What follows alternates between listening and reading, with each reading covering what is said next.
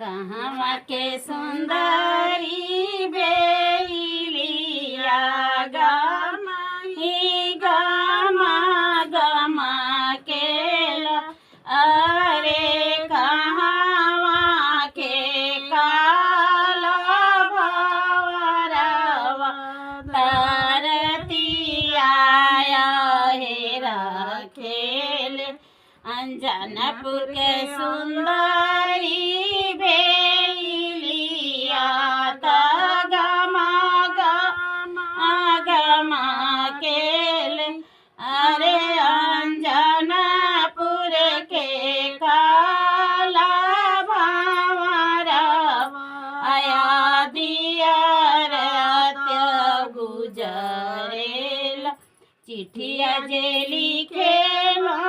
कवना समाधि देव के समाधि हाथ समाधि बड़ी जनाया पना बेलिया आया दिया रात्य गमा के चिठिया जे लिखे कवना समाधि देवे के समाधि हाथ समाधि बरी जनाया पना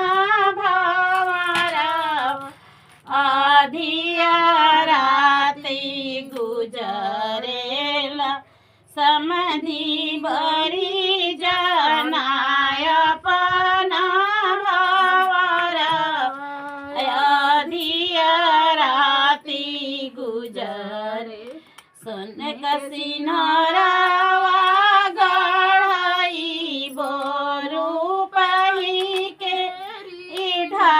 ढाकना समधिया सढ़क ढकबो बेलिया अधिया रात गुजरे